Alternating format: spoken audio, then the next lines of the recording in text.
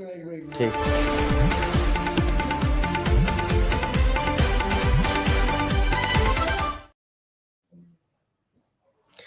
नमस्कार, मैं हूं मृगेंद्र पांडे और आप देख रहे हैं विस्तार न्यूज। पूरे देश में एक मुद्दे की गूंज है और वो मुद्दा वोट चोरी से जुड़ा है। हर आदमी वोट देने का अधिकार रखता है अगर वो बालिग है, 18 साल उम्र को पूरा किया है। ये कॉन्स्टिट्यूशनल राइट्स है, लेकिन इस मुद्दे को लेकर कांग्रेस और तमाम विपक्षी दल वोट चोर यात्रा निकाल रहे हैं और आज उस यात्रा का समापन हुआ है। कांग्रेस नेता राहुल गांधी के नेतृत्व में ये यात्रा निकाली गई। बीजेपी की जो सरकार है, चाहे केंद्र की सरकार हो या राज्य में भी एनडीए की सरकार है, उसके खिलाफ ये यात्रा निकाली गई। एसआईआर जो सर करके प्रचलन में है, उसके खिलाफ निकाली गई और ये कहा गया कि बड़े पैमाने पर वोट काटा गया। राहुल गांधी की यात्रा को कांग्रेस और इंडिया गठबंधन के लोग ऐतिहासिक बता रहे हैं, जेपी नारायण की यात्रा से तुलना कर रहे हैं। लेकिन इस यात्रा से क्या कांग्रेस को फायदा होगा? क्या बिहार में कांग्रेस और उनका गठजोड़ सत्ता में आ पाएगा? एनडीए इस यात्रा की कार्ड के रूप में क्या लेकर आ रही है? इन सब विषयों पे आज विस्तार से बात करेंगे और जानने की कोशिश करेंगे कि आखिर इस यात्रा से किसको क्या मिला। उससे पहले आप हमारी ये रिपोर्ट देखिए।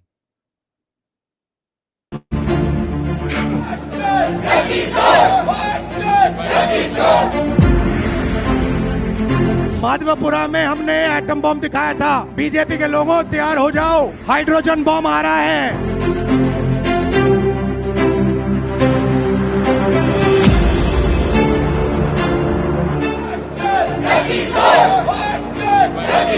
चाइना में भी लोग बोल रहे हैं वोट चोर गद्दी चोर, अमेरिका में भी बोल रहे हैं।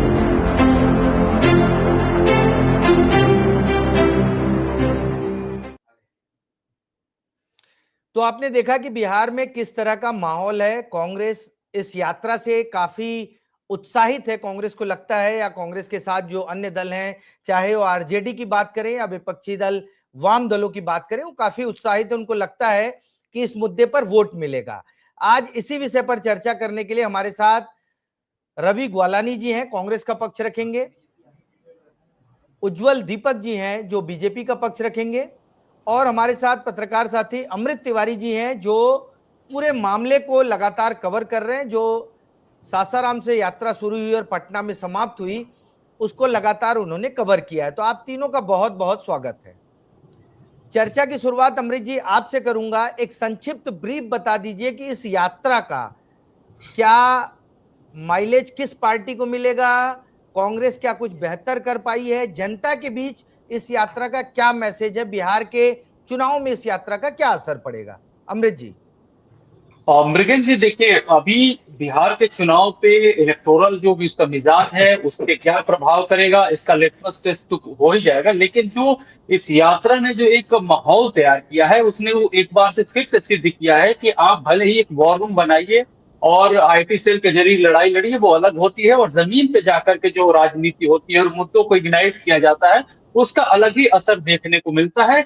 यही चीज जो है आप देखेंगे कि फरवरी के बाद से जो कांग्रेस जो मार्च और फरवरी के बीच में दिखाई देती थी, कहीं दिखाई नहीं देती थी, एक तरह से कहा जाए, वो एक तरह से बड़ी प्रोमिनेंट होकर के बिहार में उभर करके आई है। इस यात्रा के बाद में तीन चार चीजें स्पष्ट हो चुकी हैं। एक तो कांग्रेस की जो बार्गेनिंग पावर है अपने इंडिया गठबंधन के बीच में, वो काफी ज्यादा बढ़ गई। आप देखते होंगे पहले भी आरजेडी बनाम जब कांग्रेस इंटरनल मामला बनता था तो आरजेडी डोमिनेट कर देती थी, लेकिन इस बार कांग्रेस में ये दिखा कि पूरे यात्रा का जो सबसे बड़ा चेहरा था वो राहुल गांधी थे, और उनके इर्द गिर्द ही पूरी यात्रा घूमती थी, और खुद राहुल गांधी ही इस पूरे यात्रा के दौरान माहौल सेट करते हुए भी दिखाई दिए, जिसमें ये था वोट चोर गद्दी छोड़ और इस तरह के जो उनकी तरफ से स्लोगन दिए गए। वो एक तरह से कोशिश थी कि जन जन तक पहुंचाया जाए, जैसे कि लोकसभा चुनाव के दौरान संविधान एक तरह से कहा जाए हाईजैक करने वाली जो बात उनकी तरफ से की गई थी, नैरेटिव दिया गया था, वैसा ही प्रयोग राहुल गांधी बिहार में इस दौरान करते हुए दिखाई दिए, लेकिन इसका व्यापक असर दिखाई दिया। लोकसभा चुनाव में आपने कहा कि संविधान की किताब लेकर निकले थे और इस बार वोट चोरी को लेकर। उज्जवल दीपक जी, आपके पास आऊंगा। क्या लगता है लोकसभा चुनाव से लेकर अब तक राहुल गांधी जो नैरेटिव सेट करना चाह रहे हैं वो सेट कर पाए और इससे बीजेपी या एनडीए को नुकसान होगा? उज्जवल जी। मृगेन जी, अमृत जी ने भी कहा कि राहुल गांधी रोड पे आ चुके हैं। भारतीय जनता पार्टी और एनडीए ने उनको रोड पे ला दिया है।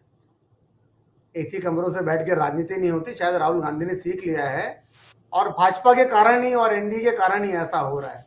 जहां तक वोट चोरी की बात है, मैं सीट चोरी की बात करता हूँ। ये तो सीट चुरा रहे हैं अपने कार्यकर्ताओं से, पूरा परिवार लगा हुआ है। तेजस्वी यादव जी का बिहार में, अखिलेश यादव जी का उत्तर प्रदेश में, और राहुल गांधी जी पूरे देश से सीटें चुरा रहे हैं अपने परिवार के लिए। ये पूरी कवायद क्यों कर रहे हैं राहुल गांधी? ताकि उनके जो राजशाही परंपरा है, जो राज सत्ता है, राजमाता है, राजकुमार राजकुमारी हैं, उसी तरह तेजस्वी यादव जी का परिवार जो है, चारा चोर लालू प्रसाद यादव जी और इधर अखिलेश यादव जी पता नहीं क्या क्या चुरा रहे थे, बहुत सारे आरोप लगे उन पे भी। तो ये पूरा कुनबा जो है इकट्ठा हो रहा है। नेपोटिज्म जिसको हम अंग्रेजी में बोलते हैं, परिवारवाद की राजनीति के ध्वजवाहक सबसे बड़े राहुल गांधी, उसके बाद तेजस्वी यादव और उसके बाद अखिलेश यादव। आप बताइए, इन सबके परिवार से मिला के कितने जिला पंचायत सदस्य, कितने विधायक, कितने सांसद देश में हैं? तो आपके लिए तो अच्छा है, आप लोग परिवारवाद पे खूब अटैक करते हैं और ये मुद्दा भी है।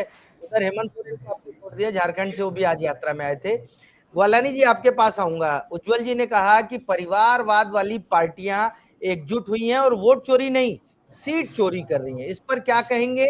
और दूसरा सवाल आपसे ये भी रहेगा कि इस यात्रा को आप क्या इस नजरिए से देखते हैं कि कांग्रेस का रिवाइवल होगा बिहार में, क्योंकि वहां सीटें हैं नहीं कांग्रेस की? देखिए, कांग्रेस ने एक बहुत ही शानदार नारा दिया है, वोट चोर गद्दी छोड़, जिसका भारतीय जनता पार्टी के पास कोई ऐसा सच बुलेट प्रूफ आंसर है ही नहीं। ये नारा बिहार के जन जन तक पहुंच गया है, युवाओं में कंठस्थ हो चुका है। हर जगह बात हो रही है कि भारतीय जनता पार्टी, उनके एलाइज लोग संवैधानिक एजेंसीज का, संवैधानिक हमारे उपक्रमों का गलत इस्तेमाल करके सत्ता में बैठे हुए हैं। और इस पूरी यात्रा को आप देखिए, और जिस तरीके से राहुल गांधी जी ने पहले प्रेस कॉन्फ्रेंस करी, उन्होंने एक एक साक्ष्य रखे, सारी बातें सामने रखी कि किस तरीके से वोट चोरी हो रही है, जिसका अभी तक के, वो चाहे इलेक्शन कमीशन ले लीजिए या भारतीय जनता पार्टी के ले लीजिए या इनका कोई अलाइज ले लीजिए, कोई भी उसका आंसर नहीं दे पाया है। इधर उधर की गोल गोल बात सब करे पड़े हैं, कोई कुछ कह रहा है, कोई कुछ कह रहा है, लेकिन एक भी व्यक्ति के पास ग्वालानी जी आप बोल रहे हैं जवाब, बुलेट प्रूफ जवाब बोल रहे हैं, लेकिन बीजेपी के ही एक नेता हैं अजय चंद्राकर, उन्होंने कहा कि हर बूथ पर बीएलओ नहीं नियुक्त कर पाती कांग्रेस, यही कारण है कि आज वोट चोरी की बात कर रहे हैं। अगर उनके बीएलओ होते तो इस तरह की बात नहीं करते। ऐसा क्यों हुआ? इतनी बड़ी पार्टी है, इतनी पुरानी पार्टी है, और आप लोग बूथ पर एक बुलेट प्रूफ सिस्टम अपना नहीं बना पा रहे हैं जिससे गलत लोगों का नाम न जुड़े, सही लोगों का नाम न कटे, ऐसा हो पाए? देखिए, एक बात समझिए मृगेन जी, अजय चंद्राकर जी बड़े ही महाज्ञानी व्यक्ति हैं।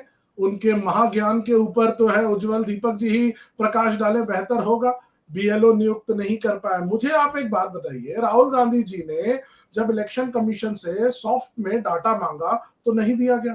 हार्ड कॉपी से हमारी पूरी पार्टी ने वर्किंग करी और हमने साक्ष्य रखे, सारे साक्ष्य सामने रखे कि कितनी जगह पे जीरो एड्रेस है, कितनी जगह पे फोटो नहीं है ठीक से, कितनी जगह पे एक ही एड्रेस के ऊपर 150 से ज्यादा लोग हैं। क्या आप मुझे बताइए मृगेन जी, क्या इसके ऊपर सुमोटो संज्ञान नहीं लिया जाना चाहिए? अगर अखबार में या आपके जैसे प्रतिष्ठित चैनल में कोई खबर चल जाती है तो high court, supreme court suo motu उस पर एक्शन ले लेते हैं कि ये खबर चली है, इसके ऊपर हम एक्शन ले रहे हैं। और यहाँ देखिए डिफेंस कर रहा है इलेक्शन कमीशन सामने आकर के। सबसे शर्मनाक बात तो यही है। डिफेंस तो करना पड़ेगा ना ग्वालानी जी। राहुल गांधी बोल रहे हैं कि अभी तो एटम बम गिराए हूं, अब हाइड्रोजन बम गिराऊंगा। बिल्कुल उज्जवल जी आपसे जवाब भी लूंगा, आप अपनी बात पूरी कर लीजिए ग्वालानी जी। मैं ये कह रहा हूं, अभी भारतीय जनता पार्टी के पास कोई मुद्दा नहीं है। बिहार की अगर आप बात करेंगे तो युवा कह रहा है, पूछ रहा है कि उसकी नौकरी कहां गई। अमृत जी ने अभी जो बात कही कि कांग्रेस के पास पहले उतना नेगोशिएशन पावर नहीं था, कांग्रेस के पास उतना बड़ा वोट बैंक नहीं था। देखिए, बिहार में हमारा जैसा परफॉर्मेंस होना चाहिए था वैसा नहीं रहा है, इस बात से मैं सहमत हूं। लेकिन अभी की जो आक्रोश यात्रा निकल रही है, जो वोट के लिए अधिकार की बात कर रहे हैं, संवैधानिक अधिकार की बात कर रहे हैं, चारों तरफ अगर सिर्फ किसी की चर्चा है तो राहुल गांधी जी की है, कांग्रेस की है। कांग्रेस कमबैक कर रही है और बेहतरीन कमबैक करेगी मृगेन जी, मैं ये कहना चाहता हूं। ठीक है, कांग्रेस कमबैक करेगी। उज्जवल जी आपके पास आऊंगा। एटम बम फोड़ चुके हैं राहुल गांधी, जो पहला उन्होंने वोटर लिस्ट को लेकर गड़बड़ी की बात की थी, अब बोल रहे हैं हाइड्रोजन बम फोड़ूंगा। ये बम ही फोड़ेंगे पूरे पॉलिटिक्स में, या मतदाताओं को अपने पक्ष में मतदान भी करा पाएंगे? मृगेश जी, पहले तो मैं माननीय रवि गोवाला जी भाई हमारे, उनसे एक वादा लेना चाहता हूँ कांग्रेस पार्टी की ओर से, अगर वो कर सके तो।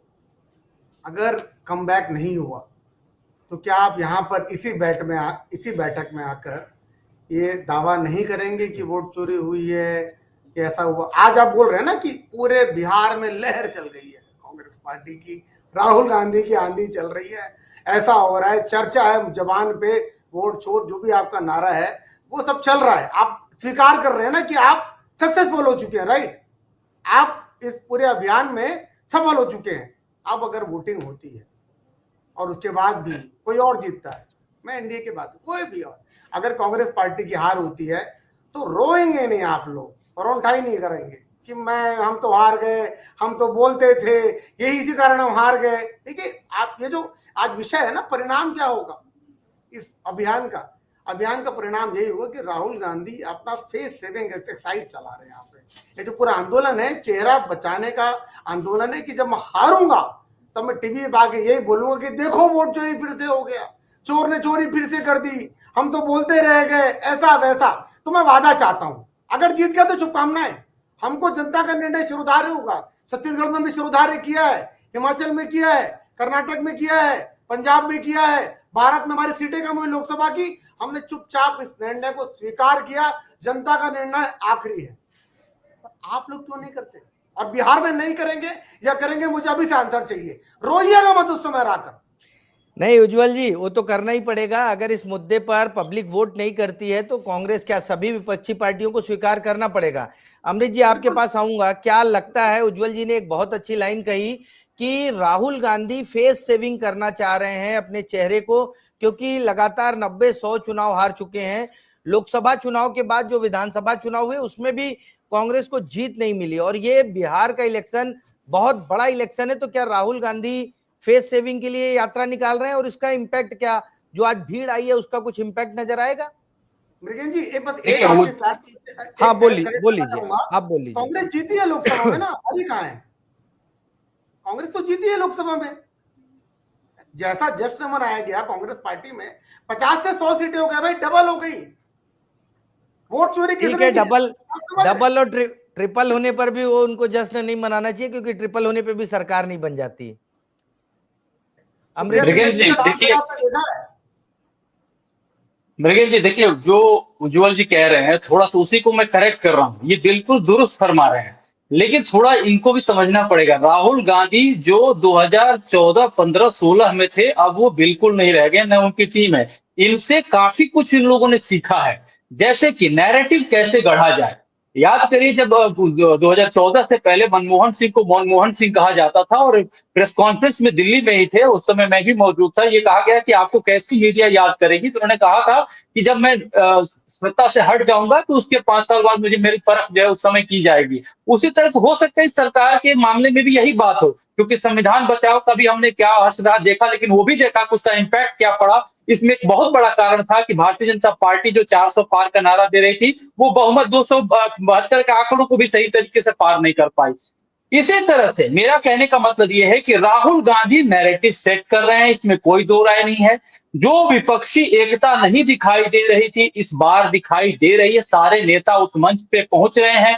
राहुल गांधी जो सवाल उठा रहे हैं बतौर विपक्षी नेता, सत्ता पक्ष की तरफ से अभी तक उसको फेस ऑफ करते हुए जवाब नहीं दिया गया। वो साइड में जरूर दिया गया है उसके जवाब में, लेकिन बिहार की राजनीति में देखा गया कि जो बिहार के राजनेता है भारतीय जनता पार्टी के, चाहे जेडीयू के, वो सीधे सीधे इस नैरेटिव पे जो है काउंटर करते हुए उस तरह से नहीं दिखाई दिए। हाँ, लेकिन एक बात है कि बिहार की सियासत को, इसी को सत्य मान लेना बिल्कुल ही आधारहीन बात होगी। ये सबक राहुल गांधी भी समझ रहे होंगे, जो उन्हें उत्तर प्रदेश में मिला था, जब 2 लड़के एक साथ घूमे थे, खाट पंचायत भी हुई थी। यही प्रशांत किशोर उनके जो है रणनीतिकार थे। लेकिन जब इलेक्टोरल वोट की बारी आई तो उसमें कुछ नतीजा नहीं निकला था। बिहार में राहुल गांधी चूंकि अब ज्यादा परिपक्व हो गए हैं, ये जरूर कोशिश होगी कि जो हश्र उत्तर प्रदेश में हुआ वो बिहार में कम से कम न हो। और वैसी ही रणनीति बनती हुई दिखाई दे रही है कि वो नैरेटिव गढ़ रहे हैं, कार्यकर्ता जमीन पे काम कर रहे हैं। आरजेडी जो हमेशा एक स्टेक रखती थी वो थोड़ी सी उनके प्रति लिबरल नजर आ रही है। जो झगड़े थे जैसे पप्पू यादव हुए, कन्हैया कुमार हुए, ये सारे झगड़े जो है सिमटते हुए दिखाई दे रहे हैं। आप देखेंगे कि इस यात्रा में इंडिया लेवल पे भी जो इंडिया गठबंधन है उनके नेता भी यहाँ पहुंच रहे हैं। स्टालिन पहुंचे, अखिलेश यादव पहुंचे, तमाम जो दूसरे नेता है वो भी ममता बनर्जी के नुमाइंदे पहुंचे। तो ये सारी की सारी चीज दिखा रही थी कि ये जो एक नारा दिया गया है ये सिर्फ बिहार तक नहीं, वो पूरे देश तक भी जाएगी। और एक बात जो ठीक है, हाइड्रोजन बम की बात कर रहे थे राहुल गांधी, हाँ, हाइड्रोजन बम पर बोल लीजिए आप। जी वो कह रहे थे, दरअसल देखिए सभी को इसी बात का इंतजार है, वो क्या चीज है जो राहुल गांधी इतने कॉन्फिडेंस में, जब पहली प्रेस कॉन्फ्रेंस उन्होंने दिल्ली में की थी वहां मैं भी मौजूद था, उसमें उन्होंने जोर देकर कहा कि पहले मैं डरते डरते बात कहता था लेकिन अब मेरे हाथ में ऐसा सबूत आया है कि अब मैं छाती चौड़ी करके ठोक करके बोलूंगा। वो है क्या, अब सबको इसी बात की इंतजार है। अब हाइड्रोजन कह दिया, हम लोगों को भी क्यूरियोसिटी हो गई है कि भाई ऐसे साक्ष्य सबूत क्या है। अगर चुनाव आयोग मांग रहा है देखिए, तो राहुल दीजिए, राहुल कोर्ट में गांधी, दाखिल कर आपने, दीजिए अब। अमृत जी, आपने कहा कि राहुल गांधी नैरेटिव सेट करते आ रहे हैं। देखिए, पहले एटम बम फोड़े, फिर हाइड्रोजन बम। ऐसा ना हो भाजपा उनको आतंकवादी घोषित कर दे कि बम ही फोड़ते हैं। उज्जवल जी, आपके पास आऊंगा। क्या लगता है कि इस यात्रा के बाद जो इंडिया गठबंधन के दल हैं वो सीट शेयरिंग पर विवाद नहीं होगा? क्या लगता है कि जो जातिगत समीकरण है, पप्पू यादव कन्हैया की बात अमृत जी ने की, क्या उस पर एक राय एकदम बन गई है? बीजेपी इसको कैसे देखती है और इसकी कार्ड के रूप में क्या रहेगा बीजेपी के पास? उज्जवल जी। लेकिन सारे परिवार आ जाए साथ में, सारे परिवार आ जाए, पूरा गैंग वॉर कर लें आपस में। मैंने पहले भी एक उपमा दी थी कि देखिए इटली में, आपने फिल्म देखी गॉडफादर? जी। गॉडफादर में क्या था, इटली से आए हुए गैंगस्टर अमेरिका में सेटल हो जाते हैं। संयोग देखिएगा कॉमनली, ठीक है। सबसे पहले क्या था उसमें, परिवार। गॉडफादर बोलते हैं कि परिवार सबसे पहले, give him an offer which he can't refuse. सारे इटालियन गैंगस्टर जो माफिया रहते हैं, पहले परिवार, फिर व्यापार, फिर बाकी सब कुछ। ऐसा ही एक इटली का पूरा जो परिवार है गैंगस्टर वाला, वो भारत आके सेटल हो चुका है। बहुत बड़ी बात कह रहे हैं कि ये जो परिवार है वो वही इटली वाला गैंगस्टर परिवार है। बहुत बड़ी बात कह रहे परिवार हैं। पहले रवि जी, इनके लिए, आपसे लूंगा इस पे जवाब। परिवार पहले है तो गैंगस्टर जितने हो जाएं एक हो जाएं, पूरा गैंग वॉर कर लें। भारतीय जनता पार्टी देश की पार्टी है, हम जाके चुनाव लड़ते हैं, हर जगह हमारे एजेंट रहते हैं, हमारे बेलो रहते हैं। कांग्रेस को अगर कहीं कमी है तो बताइए, हम भिजवा देते हैं अपने कार्यकर्ता, आपके बदले बैठ जाएंगे और अच्छे से चुनाव भी करवा लेंगे। ये जो मैं आपको बता रहा हूं दिक्कत क्या है, मिड लाइफ क्राइसिस से गुजर रहे हैं Rahul Gandhi. Mid life crisis क्या होता है, 40 से 60 वर्ष की उम्र का वो दौर होता है जब युवा डिप्रेशन में होता है, एंग्जाइटी होती है, पुराने फेलियर्स को लेकर भविष्य की चिंता करता है बंदा। यही राहुल गांधी कर रहे, उल जलूल बयान। अभी रवि वालानी जी ने कहा कि भाजपा जवाब नहीं दे रही है, ये नहीं दे रही है। क्यों दे जवाब? मैं आरोप लगा देता हूं आप पे अभी मृगेन जी कि काल्पनिक आप पे आरोप लगा देता हूं कि मैरिट होटल में कोई कमरा है, वहां पर आप रात को पाए जाते हैं। आप जवाब देते रहिए। जब मैंने तो बोल दिया ना, संविधान है, लोकतंत्र है, फ्रीडम ऑफ स्पीच है, बोल दीजिए कुछ भी। आपका काम थोड़ी जवाब देना, जवाब जनता देगी, जवाब बिहार की जनता देगी। और जब निर्णय आएगा मृगेन जी, निर्णय जो भी हो, मैं यहां पर आपके सामने उपलब्ध रहूंगा। कांग्रेस के प्रवक्ता से बोली, वो भी उस दिन उपलब्ध रहा यहां पर, और फिर देखेंगे क्या होता है। ठीक है, ठीक है रवि वालानी जी, जवाब जनता क्या करती है। और सुनिए, नारा तो इन्होंने दिया था जो भी था, पर निकला क्या? माँ बहन की गालियां हमारे प्रधानमंत्री जी की पूजनीय माता के लिए, स्वर्गीय माता के लिए। ये है कांग्रेस की यात्रा, ये है कांग्रेस की यात्रा। जवाब दीजिए। मृगेन जी, भारतीय जनता पार्टी के बहुत ही काबिल प्रवक्ता हैं उज्जवल दीपक जी, लेकिन आज उन्होंने जिस तरीके की बात कही और कहां से किस चीज को रिलेट किया, मुझे बड़ा दुख हो रहा है कि एक एजुकेटेड आदमी, एक पढ़ा लिखा, और ऐसा भी नहीं कि कोई छोटे मोटे, अच्छे काफी पढ़े लिखे हैं और बहुत ही अच्छे तरीके से अपनी बात रखते हैं, लेकिन गॉडफादर मूवी में इटली में कुछ दिखाया गया, उसको लेकर के कांग्रेस पार्टी को रिलेट करके अपनी बात रख रहे हैं।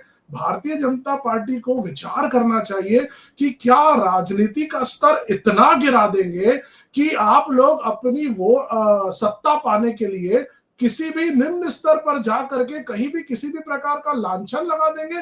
भारतीय जनता पार्टी किस तरीके की बात कर रही है? क्या उज्जवल दीपक जी, क्या आप चाहते हैं कि मैं आपके तरह गिर करके बात करूं? बिल्कुल नहीं। हम एक मर्यादा में बात करेंगे, एक सम्मान से बात करेंगे। अगर हम किसी भी व्यक्ति को संबोधित करेंगे तो जो हमारे देश का शिष्टाचार है हम उसी तरीके से संबोधित करेंगे। हाँ, मुद्दे आपके मेरे अलग हो सकते हैं, लेकिन इस तरह से गिर करके मैं तो बात नहीं कर सकता, ना ही मेरी कोई पार्टी का व्यक्ति बात करेगा। आपकी इस तरह की शब्दावली का मैं खंडन करता हूं और जवाब नहीं दूंगा। 2 मिनट 2 मिनट उज्जवल जी, 2 मिनट 2 मिनट मुझे बोलने दीजिए, मुझे बोलने दीजिए। अरे भाई मृगेन जी, इनसे कहिए ना मैं अपनी बात कंप्लीट करूं। जी जी, आप इन्होंने करिए। कहा कि राहुल गांधी जी को ये सड़क पर ला दिए। देखिए, कांग्रेस पार्टी का इतिहास रहा है कि कांग्रेस पार्टी जब जब सड़क पर उतरी है तो क्रांति आई है, परिवर्तन आया है। देखिए, जब पहले दांडी मार्च निकला, गांधी जी सड़क पर उतरे, अंग्रेजों को उखाड़ करके फेंक दिए। आज राहुल गांधी जी ने भारत जोड़ो यात्रा निकाली। मैं भारतीय जनता पार्टी के काबिल प्रवक्ता से पूछना चाहूंगा कि एक नेता तो बता दें इनका, जो कन्याकुमारी से लेकर के कश्मीर तक के जिसने पद यात्रा की है। 4000 किलोमीटर चलने का साहस क्या किसी भी यात्रा में रहा, किसी भी इनके नेता में रहा है? 4000 किलोमीटर छोड़ दीजिए, 1000 किलोमीटर बता दीजिए, क्या किसी ने 1000 किलोमीटर की यात्रा की है? कोई जनता के बीच में उतरा है, जनता की बातें सुना है? एक भी नेता नहीं है। जब आपके पास कोई ऐसा नेता ही नहीं है, उसके बावजूद आप हमारे नेता पर लांछन लगा रहे हैं। हम कह रहे हैं, हमने सबूत रखा कि एक जगह जिसका एड्रेस 0 है वहां पर 200-200 वोट है। हमने सबूत रखा, फोटो ही नहीं दिख रही है। हमने सबूत रखा कि एक एड्रेस पे 500-500 लोगों का नाम है, 400-400 लोगों का नाम है। जब वहां पे हम गए, पता किए तो कोई वहां पे व्यक्ति नहीं है। इसमें ऊल जलूल बात क्या हो गई है? हमने क्या हवा हवाई बात की? हमारे नेता ने कहा, राहुल गांधी जी ने, कि जब मैं पहले कहता था तो शायद घबराता था, लेकिन आज मेरे पास सबूत है। जब सबूत हमने सामने रखे हैं तो आप जैसे काबिल प्रवक्ता उसको ऊल जलूल कह देते हैं, इटली के माफिया से बातों को लिंक कर देते हैं। मतलब आपके पास आंसर नहीं है ना। और अभी आपने बात कही कि बिहार में अगर हार जाएंगे तो ऐसा वैसा, आप बताइए। आदरणीय उज्जवल दीपक जी, आप बिहार की धरती में जाइए, वहां पे जा करके लोगों से बात करिए। सबने मन ठान लिया है इस बार इंडिया गठबंधन ठीक के है, पक्ष में वोट डालने का। मैंने आप कहा जाकर ठीक के है। धरातल पे उतरिए उज्जवल जी तो से सही। जवाब ले लेता लेकिन हूँ। मैं मृगेंद्र जी, आपके प्रतिष्ठित चैनल में आपसे एक निवेदन करना चाहूंगा कि भारतीय जनता पार्टी के प्रवक्ताओं को कहिए, सम्मान से बात करें, थोड़ी शालीनता से बात करें, अच्छा लगेगा। इस तरह से अगर वो बात करेंगे, अपनी ही वैल्यू गिराएंगे, क्योंकि जनता सब देख रही है कि ठीक किस है। तरह के शब्दों का उज्जवल जी इस्तेमाल। जवाब दे दीजिए। रवि जी जो बोल रहे हैं उन सवालों का आप जवाब दे दीजिए। उज्जवल देखिए, जी। शालीनता अगर हमको कांग्रेस पार्टी सिखाएगी ना तो दिक्कत हो जाएगी। हम लोगों को फिर गाली गलौज करनी पड़ेगी, मौत के सौदागर, नीच, सांप, कॉकरोच, चूहा, बंदर। आप समझ रहे हैं बात को? ये तो कांग्रेस पार्टी की भाषाएं ठीक हैं। है। अभी अभी उस पर कर दीजिए, भाषाओं पे बाद में चर्चा करेंगे, मैं तो क्योंकि हम बोल रहा सब हूँ रवि लोग कॉलोनी जी को, भाषा की मर्यादा मैं तो बनाए मैं रखना तो चाहते हैं। मैं तो बोल रहा हूँ, मैं दावा कर रहा हूँ आपके चैनल के माध्यम से कि जब बिहार की जनता ने स्वीकार कर लिया आपके मुताबिक, फिर तो आपकी जीत निश्चित है। रोइएगा मत बिल्कुल निश्चित है और ये हमारी काट जीत। के रखिएगा इस दिन को। चैनल में इसी समय में बैठेंगे, मृगेंद्र यहीं जी पर बात करेंगे। और मैं यहीं पर आप चैलेंज माफी करता हूँ, मांगिएगा जीत सुनिश्चित देश है की जनता बिल्कुल। से। तब आपसे पूछा हमने जाएगा कि झूठा आपका क्या आरोप जवाब है, लगाया था, आप जवाब देना। मन तब गढ़ंत हम आरोप आपसे लगाया पूछेंगे, था। चोरी करके तो आप जीत देश की गए, जनता आज से क्या कह रहे हो माफी ये बताओ। मांगिएगा, मृगेंद्र जी, विस्तार मैं चैनल के आपके दर्शकों चैनल से में माफी बात कर रहा हूँ, मांगिएगा रवि बिल्कुल जी बुलाइएगा, कि मैं हमने आऊंगा। झूठा और आरोप उज्जवल लगाया दीपक था, जी को बुलाइएगा, काल्पनिक आरोप सामने लगाया आमने था सामने भारतीय बात जनता होगी। पार्टी पर, देश के चुनाव आयोग पर। और देश के चुनाव आयोग को हमने कहा था कि रिटायरमेंट के बाद छोड़ेंगे नहीं, ऐसी धमकी भरी आज। ये आप बताइए क्या करना चाहते हैं? मैंने एक दिन और भी कहा था, आपने मेजर आर्या का नाम सुना है मृगेंद्र जी? नीरा राडिया? नहीं, मेजर आर्या। नहीं, मेजर आर्या का नाम नहीं सुना हूं। Major Arya chief of staff थे ऑपरेशन ब्लू स्टार में, जब स्वर्ण मंदिर के अंदर आतंकवादी जी घुस जी। गए थे, उन्होंने लीड किया था। और 1984 में एक घटना हुई थी। 1986 में उनकी रिटायरमेंट के बाद पुणे में उनको खालिस्तानी द्वारा मर्डर किया गया था, बोलने के बाद कि रिटायरमेंट के बाद छोड़ेंगे नहीं, जिसमें लीड किया था। ऐसी उग्रवादियों की भाषा अगर हमारे एलओपी बोल रहे हैं, संयोग देखिए आप, सिमिलर सेम आरोप कांग्रेस पार्टी लगा रही है और धमकी दे रही है कि चुनाव आयोग के अधिकारियों को रिटायरमेंट के बाद नहीं छोड़ेगी। क्या खालिस्तानियों की भाषा बोल रहे हैं राहुल गांधी? क्या नक्सलवादियों की भाषा बोल रहे हैं? क्या उग्रवादियों की भाषा बोल रहे हैं? पॉलिटिकल पार्टी के कोई उग्रवादी संगठन ये छोड़ेंगे नहीं ये भाषा, ये निम्न स्तर की बात। मुझे रवि बालानी जी देखने के पहले दोबारा सा अपना ये कोट खोलिए, कॉलर दिखाइए, गिरेबान में हल्का सा जाके, बस ज्यादा नहीं, और देखिए कि कांग्रेस किस भाषा का प्रयोग आपने किया है संवैधानिक स्तर पर बैठे हुए लोगों का। आपातकाल लगाने वाले लोग, रवि जी जवाब दे दीजिए। भाषा तो देश कैसे इस चलेगा? तरह का इन्होंने उदाहरण भी दिया है, खालिस्तान से जोड़ा है, तमाम चीजें की है। राहुल गांधी ने भी यही कहा और उनके भाषण खूब वायरल भी हुए, आलोचना भी। आप जवाब दे दीजिए रवि मैं जी। हैरान हूं मृगेंद्र जी, भारतीय जनता पार्टी को जब आंसर नहीं मिलता कि क्या डिफेंड करें तो खालिस्तान से जोड़ देते हैं। अरे फिर मैंने उनको लगता सहयोग है, अरे बताया, 2 मिनट भाई, ऐसा 2 मिनट सुन लो। आप भी मुझे अरे बोलने आप दे चुप, रहे जी, मैं चुप मैंने था ना। सहयोग बताया आपको, ऐसा नहीं सहयोग हुआ है। सहयोग, जब आपके आंसर पास दीजिए, आंसर आप नहीं जवाब आता है दीजिए तो ना। इटली से जोड़ देते हो, आप बताइए, विदेशी राहुल मुद्दा गांधी उठा किसकी देते हो। अरे माफिया है? भारत में आ जाओ, परिवार भारत पहले से है। बात कर लो। अरे आप बताइए, आप बताइए तो उज्जवल जी नेहरू सुन जी लीजिए ना, प्रधानमंत्री, अरे इंदिरा सुन गांधी लीजिए ना, प्रधानमंत्री, राजीव सुन गांधी लीजिए। प्रधानमंत्री, यूपी की चेयरमैन उज्जवल सोनिया जी आप गांधी, सुनना ही नहीं प्रधानमंत्री चाहते हैं। राहुल गांधी, परिवारवाद नहीं तो और क्या है ये? अरे 2 मिनट परिवारवाद पर चलिए चर्चा कर लेते हैं। हाँ बिल्कुल, मुझे ये बताया जाए हाँ, बीसीसीआई का प्रेसिडेंट कौन है? क्या क्या प्रधानमंत्री मुझे का पद मुझे है? ये बताया क्या जाए प्रधानमंत्री का कि पद है? हमारे देश के प्रधानमंत्री जो बनने अभी जा रहे हैं क्या? रक्षा मंत्री ये है राहुल गांधी और के जो द्वारा बताइए आप मेरे गाजियाबाद को, से विधायक है, प्रधानमंत्री बन उनका गए क्या क्या वो? रिश्ता है? राष्ट्रपति बन गए? अरे भाई 2 मुख्यमंत्री बन मिनट गए आप सुन कैसा? लो ना। अरे वाह, अरे सुन सुनने तो के बाद लो। क्या? अरे ये अरे क्या बात एप्पल हुई? टू एप्पल, मतलब अरे आप आप पढ़े कहो लिखे कि व्यक्ति चमत्कार व्यक्ति और है हम रवि करें जी, तो ऐसे आप थोड़ी पढ़े होता है लिखे भाई। व्यक्ति रवि कानून की गलत, चार्टर्ड अकाउंटेंट है। नहीं गलत बात, एप्पल टू एप्पल गलत कंपैरिजन बात। कीजिए, फाइनेंशियल आप ईयर का फाइनेंशियल ईयर से जब कंपैरिजन कीजिए, आप ठीक है, जब crore year data. Financial year कोई चीज कर दोनों रहे लोग हैं, जो है आप बहुत जानकार एप्पल हैं। की तुलना ऑरेंज से कर मृगेंद्र रहे जी, हैं। उज्जवल मृगेंद्र जी, जी एक उज्जवल जी मिनट, मुकेश जी मैं यानी आपकी जिस बात, किए हैं, फाइनेंशियल ईयर की चर्चा नहीं करते, आज मुद्दे पे चर्चा करते हैं। क्या एक फाइनल कमेंट लूंगा क्योंकि समय अपना पूरा हो रहा है। फाइनल कमेंट रवि जी आपसे ये रहेगा कि क्या आपको लगता है राहुल गांधी की इस यात्रा और आज जो भीड़ आई है उससे बिहार में कुछ बदलाव होगा? कांग्रेस को कुछ उम्मीद है, इंडिया गठबंधन को कुछ उम्मीद है, और उम्मीद अगर नहीं पूरा होती है तो कांग्रेस के पास आगे क्या विकल्प रहेगा? देखिए मृगेंद्र जी, मैं बहुत पॉजिटिव और सकारात्मक बात करूंगा, मैं कोई भी नेगेटिव बात नहीं करूंगा। कांग्रेस पार्टी जिस तरीके से अभी बिहार में काम कर रही है, जमीन में उतरी हुई है, जन सैलाब हमारे साथ उतर करके आ रहा है। हर युवा चाहता है संविधान की रक्षा की जाए, हर युवा चाहता है कि जो अगर वोट चोरी हो रही है तो उसको गद्दी छोड़नी चाहिए। वोट चोरी की चीजें बिल्कुल भी जनता एक्सेप्ट नहीं कर रही है, और युवाओं को रोजगार मिलना चाहिए, महिलाओं को सेफ्टी मिलनी चाहिए। जो सही मायने में विकास के मापदंड है वो सारी चीजें पूरी होनी चाहिए। कांग्रेस पार्टी इन्हीं मुद्दों को लेकर के उतरी है। भारतीय जनता पार्टी, भाई आज नीतीश कुमार जी वहां के मुख्यमंत्री हैं, 2005 से 20 साल के मुख्यमंत्री हैं, क्या डेवलपमेंट किए हैं बता दें। 20 साल में बिहार को क्या पहुंचाए हैं उसके ऊपर बिहार का कोई अभी नेता बात नहीं कर रहा है। न बीजेपी बात कर रही है, न नीतीश कुमार जी की पार्टी बात कर रही है। 20 साल मुख्यमंत्री रहने के बाद इनके पास बात करने के लिए कुछ नहीं है। जब भी मामला निकल के आता है लालू यादव जी की बात कर लेते हैं। अरे अपनी बात कर लो, 20 साल आप मुख्यमंत्री रहे हो, 20 साल में भारतीय जनता पार्टी की सरकारें रही है, आपने क्या डेवलपमेंट किया वो बात करिए ना। उस विषय पे बात नहीं करेंगे। जो हर चीज पे पुरानी बातें करेंगे, नेहरू जी पे पहुंच जाएंगे, इंदिरा ठीक है, गांधी जी पे पहुंच जाएंगे। अपनी बात तो करिए, करते आपने हैं। क्या किया है। ठीक है उज्जवल जी, आपसे एक फाइनल कमेंट लूंगा। क्या लगता है कि ये जो भीड़ आई है उसको इंडिया गठबंधन जो है वोट में तब्दील कर पाएगी? क्या बिहार में 20 साल से जो नीतीश कुमार जो मुख्यमंत्री बने हैं उसको सत्ता से बाहर कर देंगे? क्योंकि अब जो है इंडिया गठबंधन, पहले वो पिछले चुनाव में यही तेजस्वी यादव और तमाम लोगों के साथ थे, लेकिन इस बार बीजेपी के साथ हैं। क्या लगता है नीतीश का जादू इस बार नहीं चलेगा? और अगर नहीं चला तो एनडीए का क्या रुख रहेगा, बीजेपी का क्या रुख रहेगा?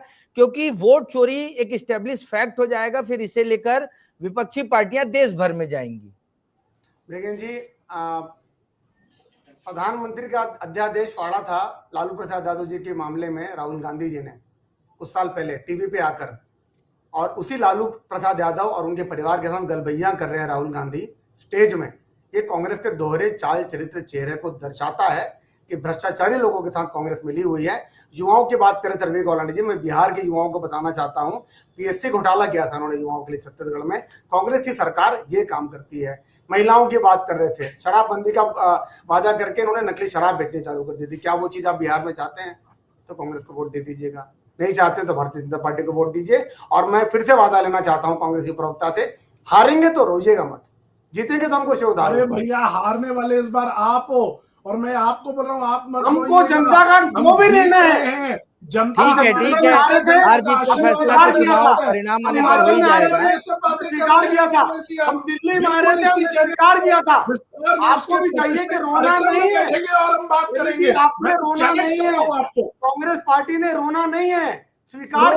ठीक है, हार जीत, उज्जवल जी, रवि जी, उज्जवल जी, रवि जी, हार जीत के लिए अभी बहुत समय है, दिसंबर में परिणाम आएगा। जीत रहा है। ठीक है रवि जी, दिसंबर में परिणाम आएगा, अभी तो चुनाव की तारीख घोषित नहीं हुई है। अमृत जी, एक फाइनल कमेंट लूंगा, आज की राहुल गांधी की इस रैली या इंडिया गठबंधन की इस रैली को आप किस तरीके से देखते हैं? क्या वोट में बदल पाएंगे ये लोग, या फिर पुराने जो पैटर्न चले आ रहे हैं, कई राज्यों के चुनाव का परिणाम हमने देखा, दिल्ली में भी हमने देखा और तमाम जगह देखा, क्या वैसा ही परिणाम रहेगा? अमृत जी, क्या लगता है आपको? मृगेश जी, अभी आपने जो कहा कि दिसंबर तक अभी वक्त है इसमें, और चूंकि ये पहला एक तरह से चरण है, लेकिन इसमें ये देखा गया जा रहा है कि नो डाउट इंडिया गठबंधन एक माहौल बनाने में, सेट करने में जो है कामयाब जो है दिखाई दे रही है। लेकिन अभी ये भी देखना है कि भारतीय जनता पार्टी भी अपने लाव लश्कर के साथ, मुद्दों के साथ उतरने वाली, उसी चीज का इंतजार है। जो राजनीतिक विश्लेषक है, जो बहुत ज्यादा जिनकी रुचि वो देखना चाहते हैं, और सबसे बड़ी बात है कि चुनाव को वही जीतेगा जिसकी रीच आउट जो है वो घर घर तक होगी, बूथ वाइज होगी। क्योंकि हमने दिल्ली में देखा कि किस तरह से ड्राइंग रूम कैंपेन हुए, और उसने बहुत सारे माहौल को बदला था यहाँ पे दिल्ली की सियासत में। ऐसा नहीं आम आदमी पार्टी भी करे थे, लेकिन भारतीय जनता पार्टी भी इसको बहुत बढ़िया तरीके से काउंटर की थी, घर घर पहुंचने वाली। बिहार में भी देखिए, जातिगत इक्वेशंस बहुत मायने रखते हैं। अभी देखा गया कि जो है ललन सिंह जो है मोकामा के जो वहां के बड़े छत्रक हैं, उनसे उन्होंने मुलाकात की, मान के चले कि वो 2-3 सीट तो ऐसे ही प्रभावित कर देंगे। तो इस तरह के बहुत सारे बाजीगरी है, जिसको इलेक्टोरल पॉलिटिक्स में कहा जाए कि इलेक्टोरल पॉलिटिक्स के जो बाजीगर है वो बिहार में बहुत सारे भरे पड़े हैं। उनको कौन टैप करता है, कौन अपने पाले में लाता है, रीच आउट कौन करता है बूथ वाइज, घर घर कौन पहुंचता है, कौन हवाला देता है कि मैं तुम्हारी बेटी की शादी में आया था, मदद किया था, तुम्हारे मरने जीने में मैं पहुंचा था। अब जो ग्राउंड लेवल पे रहेगा, बहुत सही बात कही वही आपने अमृत कामयाबी जी, मिलेगी। बहुत सही बात कही आपने कि बिहार में बहुत सारे पॉलिटिकल बाजीगर हैं, और आज 1 सितंबर है, 4 महीने का समय है।